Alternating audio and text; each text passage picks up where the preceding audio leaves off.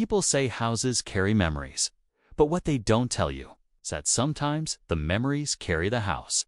This all started as a simple urban exploration trip.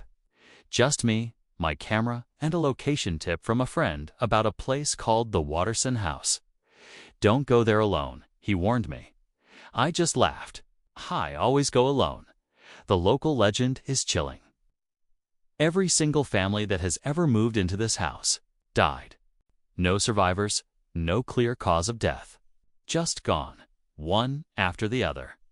I figured it was just an old wives' tale, something to add a little spice to an abandoned building's history. But the moment I stepped through that rusted gate, I felt it. That heavy, invisible pressure that tightens your stomach before your mind even knows why. The house itself sat crooked at the edge of the woods, its paint long stripped away by decades of rain and rot. The windows looked like hollow black eyes, and the front door was barely hanging on by a single hinge. Classic Urbex gold. I powered on my camera, a familiar comfort in the eerie silence.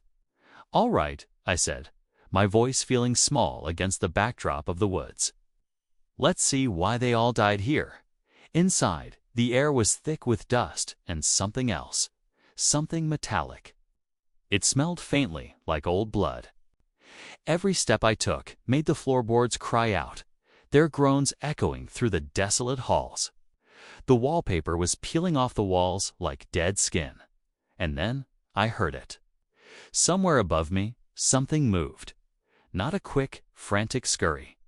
It was slow, deliberate, like someone dragging their feet across the floor. "Hello." I called out, my voice betraying a slight tremor. The house answered with silence, and then a whisper. It was so close, it felt like it was right behind my ear. A woman's voice. I spun around, my heart hammering against my ribs. There was nothing there, absolutely nothing. I tried to rationalize it. Old houses make strange noises, sound carries in weird ways. Duh. But the air had shifted. It was colder now, heavier.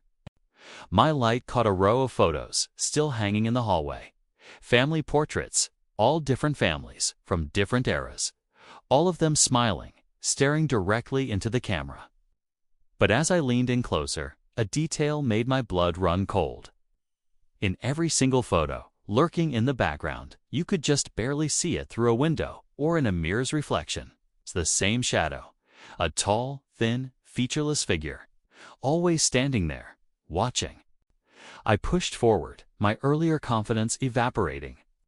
The living room looked like a time capsule.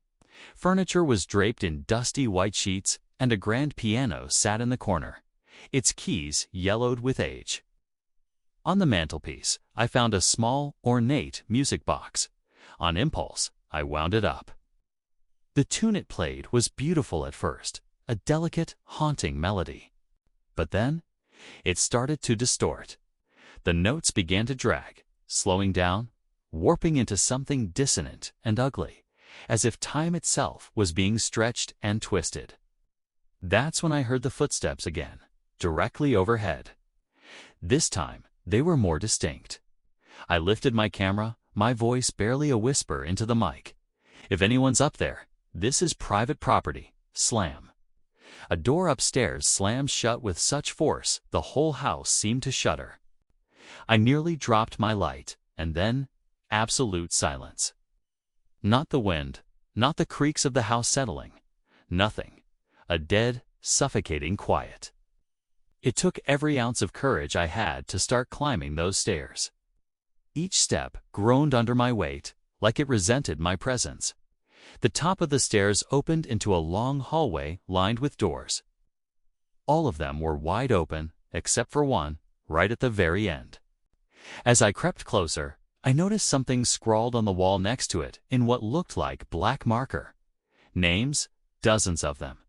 Every single one was crossed out, except for the last one.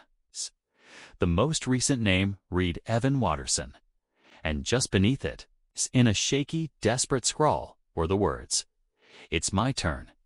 My hand was trembling as I pushed the final door open. It was a child's bedroom. Toys were scattered on the floor, and colorful drawings were taped to the walls. But the air in here was freezing, so cold I could see my own breath fogging in front of my face. My flashlight began to flicker erratically. And in one of those brief, strobing flashes, I saw movement. A small shape crouched in the far corner, facing the wall. "Hey," I whispered, my voice cracking. The figure slowly turned its head. It wasn't a child. Its face was too long. Its eyes were too black, and its mouth stretched into a smile that was far too wide. When it smiled, it made a sound. A choked, gurgling noise, like a laugh being played in reverse. I bolted. I didn't even think. I just ran. Down the stairs, across the hall, straight for the front door. Except, the door wasn't there anymore. It was just a solid wall, covered in the same peeling wallpaper as the rest of the house. My camera started to glitch, the screen flashing with static. And then I heard the voice again, that soft, gentle whisper, calling my name from the top of the stairs. I glanced down at my camera's display and froze. The screen showed live footage, view, standing completely still in the hallway, smiling a vacant, empty smile. In the video, right behind me, was the shadow. I whipped around. There was nothing there. In a surge of pure panic, I smashed my camera against the floor and scrambled into the kitchen, desperately looking for a window to break and escape. But every single one was sealed shut, nailed from the inside with thick wooden boards that absolutely were not there a few minutes ago. Then I heard the footsteps again. But it wasn't just one set this time. There were many, all around me, closing in. The whispers grew louder, clearer, a chorus of overlapping voices all speaking the same phrase over and over. "It's your turn." The lights went out.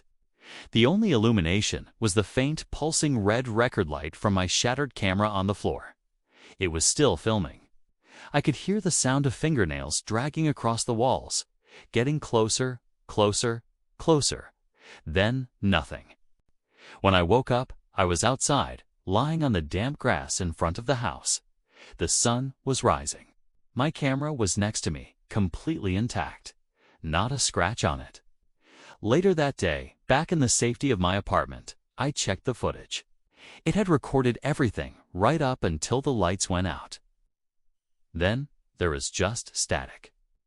But at the very, very end of the file, the screen flickered back on for just a few seconds. It showed the same hallway from the house.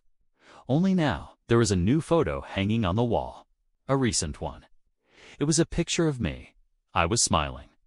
And behind me, that same tall, dark shadow had its hand resting on my shoulder. Thanks for watching, everyone.